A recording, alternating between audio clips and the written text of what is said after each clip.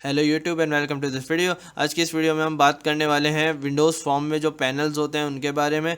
तो panels basically ये होते हैं कि वो एक बॉक्स की तरह होते हैं। जैसे कि हम रियल लाइफ में चीज़ों को अरेंज करने के लिए उन्हें मुख्तलिफ बॉक्सेस में रख देते हैं, इसी तरह हम अपनी एप्लीकेशन में मुख्तलिफ सेक्शंस के लिए मुख्तलिफ पैनल्स का इस्तेमाल करते हैं। तो पहले बात हो रही है सिंपल पैनल की, इससे शुरू करेंगे। और विंडोज़ फॉर्म का एक नया प्रोजेक्ट बनाता हूँ। ये रहा विंडोज़ फॉर्म और नाम रखते हैं इसका पैनल्स विंडोज़ फॉर्म।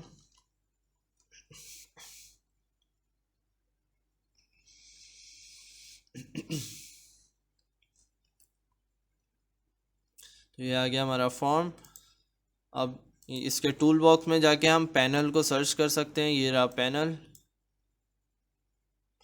और इसको डॉक कर सकते हैं, जिससे ये पूरी एप्लीकेशन में आ जाएगा। और एप्लीकेशन अगर बड़ी या छोटी होगी तो पैनल भी उसके साथ बड़ा या छोटा हो जाएगा। तो इसके अंदर हम मुख्तलिफ बटन्स रख सकते हैं, लेबल्स रख सकते हैं। तो बेसिकली एक कंटेनर है जिसमें आप बहुत सारे कंट्रोल्स रख सकते हैं, कितने भी कंट्रोल्स रख सकते हैं और उन्हें अरेंज कर सकते हैं। और अगर ये कंट्रोल, जैसे कि मैं अभी इसे डिलीट करके दिखाऊं, अगर ये डिलीट होगा तो सारे कंट्रोल्स जाएंगे। या जैसे अगर इसकी विजिबिलिटी को चेंज करेंगे, इसको इनविजिबल करेंगे, तो सारे कंट्रोल्स इनविजिबल हो जाएंगे। तो क्योंकि ये कंटेनर में है, तो अगर इस कंटेनर को मैं कुछ करूँगा तो सब कंट्रोल्स को फ़र्क पड़ेगा। तो इस तरीके से काम करता है पैनल। ये सिंपली अरेंजिंग के लिए होता है कि मैं यहाँ पे बहुत सारे पैनल्स रख सकता हूँ, जैसे कि इस तरीके से कि यहाँ पे मैं इसको टॉप पे डॉक कर दूँ।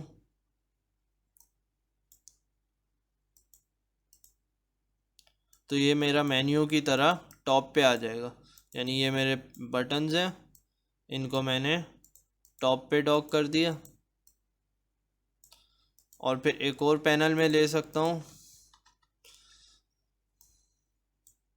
अब इसको मुझे साइड मेन्यू बनाना है, तो मैं इसको लेफ़्ट पे डॉक कर सकता हूँ इस तरीके से।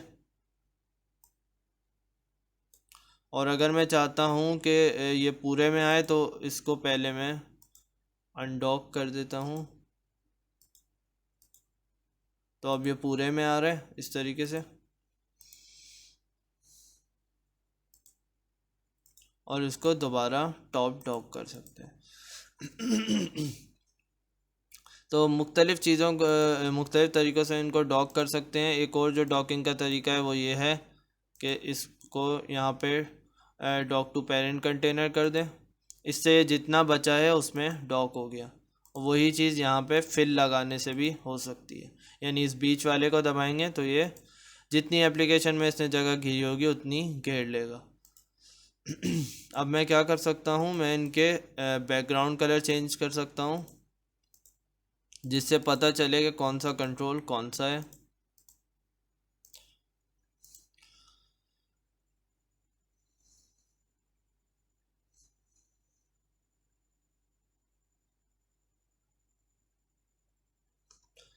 तो अब मैं इसको ये करूँगा छोटा और बड़ा।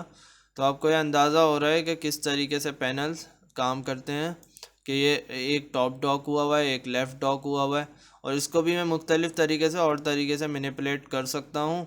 और जो बीच वाला है वो फिल हो जाएगा, यानी जितनी जगह बचेगी वो बीच वाली ले लेगा। और ये कम ज़्यादा कर रहा हूँ तो ये साथ मूव कर रहा है, यानी ये टॉप का है तो ये लेफ़्ट और राइट से मूव कर रहा है। तो ये काम होता है पैनल्स का, ये कि ये हमारे एप्लीकेशन के मुख्तलिफ हिस्से कर देता है पैनल। और इसमें हम अपने कंट्रोल्स को अरेंज कर सकते हैं। जैसे अगर विजुअल स्टूडियो में भी देखा जाए तो मैं कह सकता हूँ कि ये एक पैनल है और ये एक अलग पैनल है और ये एक अलग पैनल है। ये जो पैनल है ये फिल हुआ हुआ है और ये एक राइट पैनल है, एक लेफ़्ट पैनल है।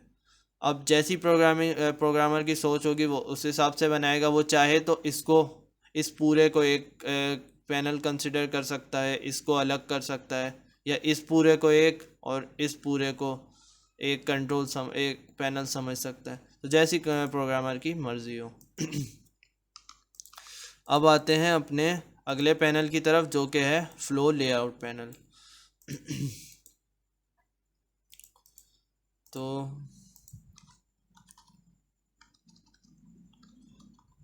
ये फ्लो लेआउट पैनल भी पैनल की तरह ही होता है, लेकिन इसमें एक फ़र्क होता है कि पैनल जो था वो बिल्कुल फ्री हैंड था, यानी जहाँ पे भी मैं चाहूँ अपने कंट्रोल्स को रख दूँ वो उनको कोई फ़र्क नहीं पड़ रहा था। लेकिन इसमें क्या डिफरेंस होता है कि जैसे ये बटन है, ये मैंने डाला, अब मैं इसे मूव करने की कोशिश कर रहा हूँ, नहीं मूव हो रहा। उसकी वजह यह है कि ये अपने फ़्लो के हिसाब से चलता है, ऐसा नहीं है कि मैं अपनी मर्ज़ी से कहीं भी किसी भी कंट्रोल को रख दूँ। ये मैंने इसको कॉपी पेस्ट किया, सेकंड बटन, थर्ड बटन, तो आप देख सकते हैं किस तरीके से चल रहा है। यानी जिस तरीके से रैप पैनल काम करता है WPF में, उस तरीके से ये फ्लो लेआउट पैनल काम करता है विंडोज़ फॉर्म में। तो ये जगह देखेगा, अगर आगे जगह है तो बटन्स वहाँ पर आ जाएंगे, अगर आगे जगह नहीं है तो ये अगले उस पे बटन्स को ले आएगा। तो ये तरीका ये होता है फ्लो लेआउट पैनल। इसमें जो जो बटन क्रिएट होते जाएंगे वो अगले उस पे आते जाएंगे। एक फ़र्क ये है, क्या नाम है, किसका जिक्र किया था मैंने, हाँ, जो WPF में जो रैप पैनल होता है उसका ये फ़र्क होता है कि अगर मैं इसको रीसाइज करता हूँ एप्लीकेशन को, तो बटन्स अपनी जगह से हट जाते हैं। मतलब अगर यहाँ पे और ज़्यादा जगह हो जाती है तो यहाँ पे बटन्स आ जाते हैं, जबकि ये ये बिल्कुल रैप पैनल की तरह होता है। लेकिन आपने देखा कि जब मैं एप्लीकेशन को बड़ा छोटा कर रहा था तो बटन उसके हिसाब से मूव नहीं कर रहे थे। उसकी वजह यह है कि मैंने इसको डॉक नहीं किया था। अब मैं इसको डॉक कर दिया है, तो अब जब मैं इसको मूव करवाऊँगा तो ये आप देखेंगे बिल्कुल रैप पैनल की तरह काम कर रहा है, और बटन्स किस तरीके से जहाँ उनको जगह मिल रही है वहाँ पर आ रहे हैं, और जब जगह नहीं मिल रही तो अगली लाइन में जा रहे हैं। तो ये काम होता है फ्लो लेआउट पैनल का। और वही बात है कि अगर इसमें हमें वो चाहिए स्क्रॉल बार, ताकि हम अपने बटन्स को जब ज़्यादा वो नीचे चले जाएं तो बटन को स्क्रॉल बार के ज़रिए एक्सेस कर सकें, तो उसके लिए फॉर्म की प्रॉपर्टी होती है अपनी कि स्क्रॉल बार्स आ जाएं, जिससे इसके अंदर भी शायद मौजूद हो स्क्रॉल बार की प्रॉपर्टी। इसके अंदर मौजूद है, यहाँ पर ये रही ऑटो स्क्रॉल।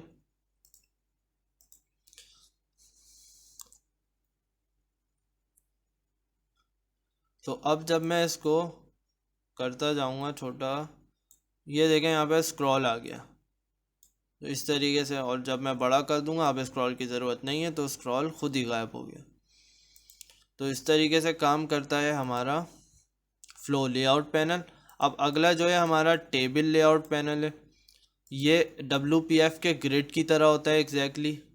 अब ये किस तरीके का काम करता है, इसको डिलीट करता हूँ और यहाँ से उठाएंगे टेबल लेआउट पैनल। ये एग्जैक्टली एक ग्रिड की तरह काम करता है WPF के। अब मैं इसको कर दूंगा डॉक, यहाँ पे है डॉक फिल, ये मैंने इसको फिल कर दिया। अब यहाँ पे मैं एक बटन को लाऊंगा। अब मैं यहाँ पे क्या एक और बटन को लाना चाहूँगा, ये आप देख सकते हैं यहाँ पे मुझे नहीं लाने दे रहा, क्योंकि ये एक बटन को ही सिर्फ अपने अंदर ले सकता है।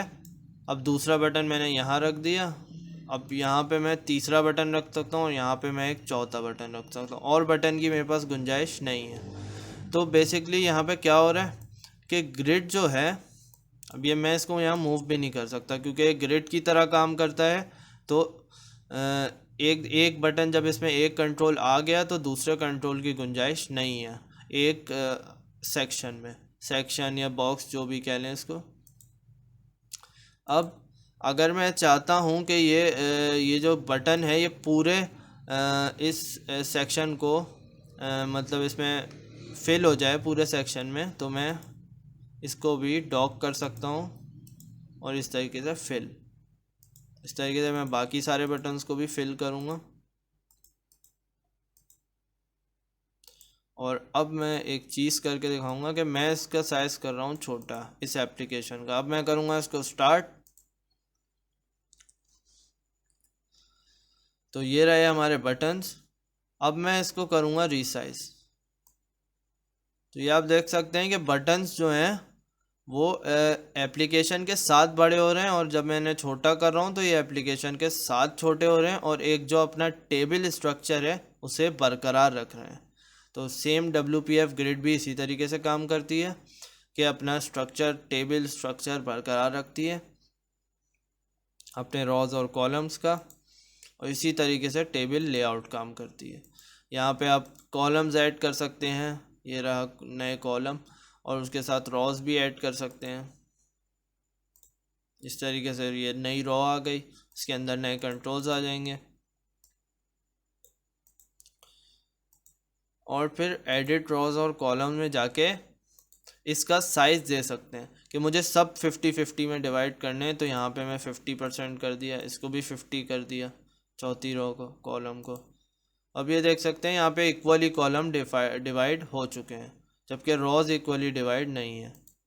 तो मैं यहाँ से जाऊँगा और इस दफ़ा मैं रॉज को चूज़ करूँगा और इसको भी 50% पे रख दूँगा। आप देख सकते हैं सारी रॉज और कॉलम अब इक्वली डिवाइड हैं, एक स्क्वायर टाइप के बन गए हैं। ये 16 स्क्वायर बन चुके हैं, और ये 16 नहीं 12 स्क्वायर बन चुके हैं, जिसमें जो कि इक्वली साइज़ है। मैं यहाँ पे कॉपी पेस्ट करके यहाँ पर भी बटन ला सकता हूँ।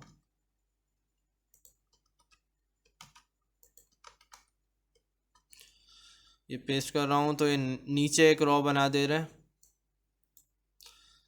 सिंपली मैं यहाँ पे खींच के बटन टूल बॉक्स से खींच के ड्रैग एंड ड्रॉप करके ला सकता हूँ। तो इस तरीके से काम करता है अपना टेबल लेआउट पैनल। अब अगला जो है वो है टैब कंट्रोल।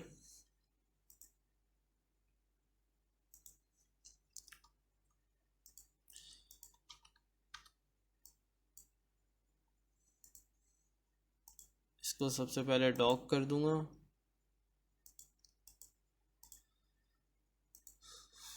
तो टेबल जो कंट्रोल पैनल है इसका बेसिकली काम ये है कि यहाँ पे कुछ बटन्स रख देते हैं और इस सेक्शन में कुछ लेबल्स रख देते हैं।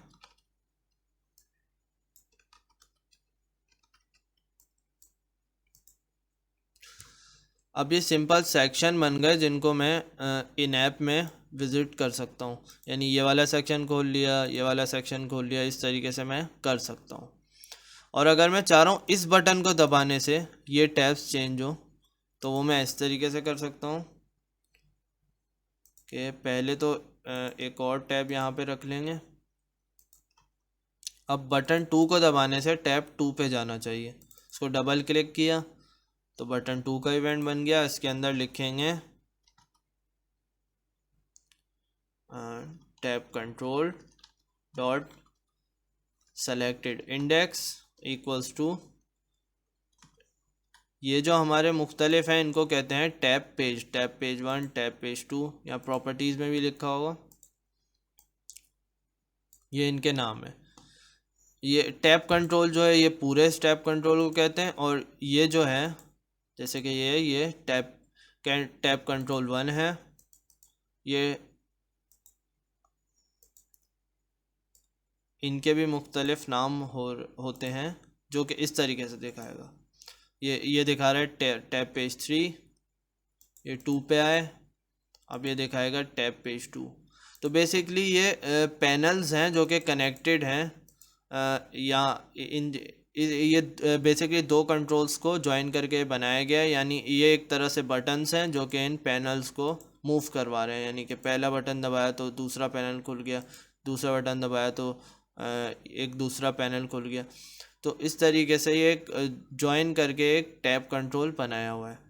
अच्छा, अब बटन 2 में मैं दे दूंगा यहाँ पर टैब पेज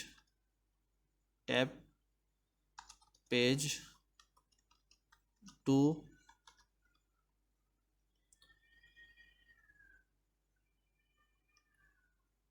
सेलेक्टेड इंडेक्स में ये 2 मांग रहा है। उसके अलावा अगर मैं सेलेक्टेड टैब चूज़ करता तो यहाँ पे मुझे टैब देना पड़ता, और मैं सेलेक्टेड टैब चूज़ करूँ तब मैं दूंगा यहाँ पे टैब पेज 1। दोनों से काम हो सकता है।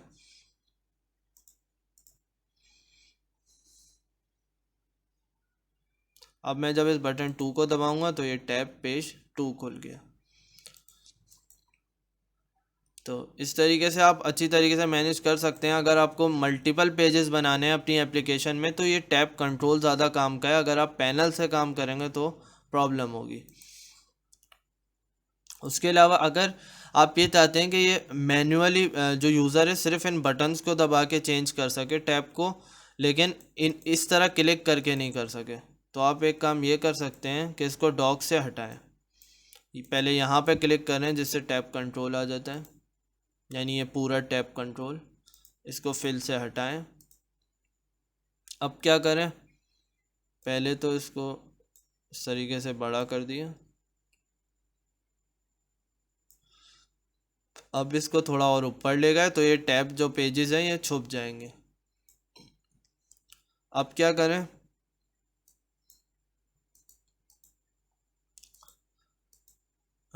एंकर जो है इसको सारे को सेलेक्ट कर लें, टॉप बॉटम लेफ़्ट राइट।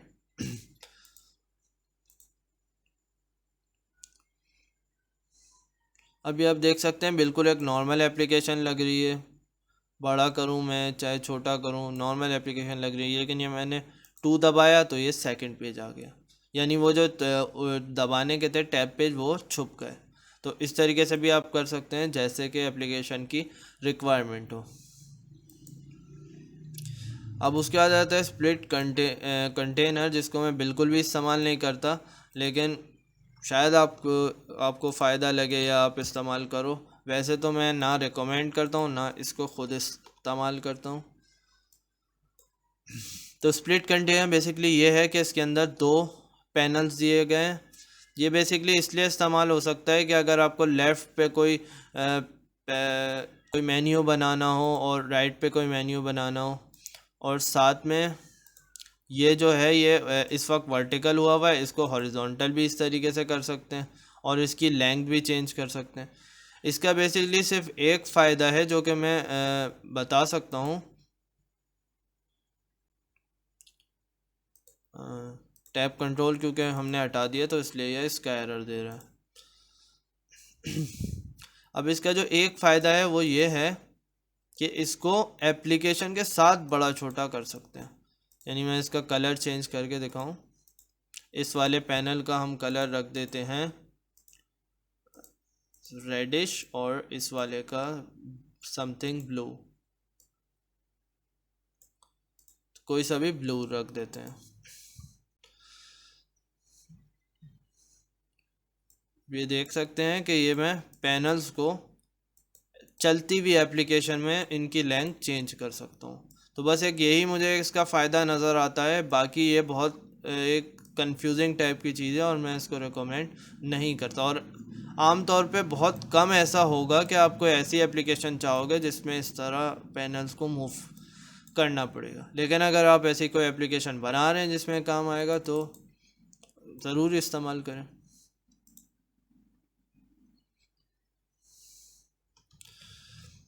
उसके अलावा जो आखिरी चीज़ रहती है वो मैं ये बताऊंगा कि इसको डिलीट कर दिया कि आप मल्टीपल पैनल्स को भी एक दूसरे के अंदर इस्तेमाल कर सकते हो। हमारे सारे पैनल्स ख़त्म हो चुके हैं तो मैं आखिरी बात ये करने जा रहा हूँ कि जैसे कि मैंने टेबल पहला चूज़ किया, टेबल लेआउट पैनल ये मैं यूज़ करना चाहता हूँ, तो सबसे पहले मैंने इसको डॉक कर दिया।